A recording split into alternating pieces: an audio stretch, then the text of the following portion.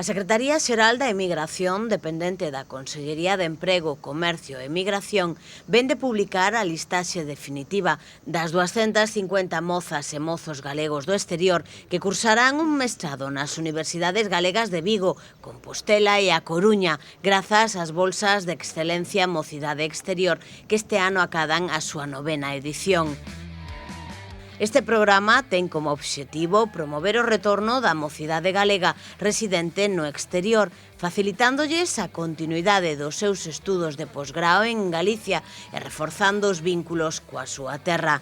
Dos 250 beneficiarios, a maior parte procede de América Latina, con Argentina a cabeza, cun total de 98 estudantes, seguida de Uruguai con 33, Cuba con 31, Venezuela con 22 e Brasil con 20. Outros 17 estudantes proceden de diferentes países de Europa. En cuanto á distribución por universidades, 92 estudantes cursarán os seus estudos na Universidade de Vigo, 87 na de Compostela e 71 na Universidade da Coruña.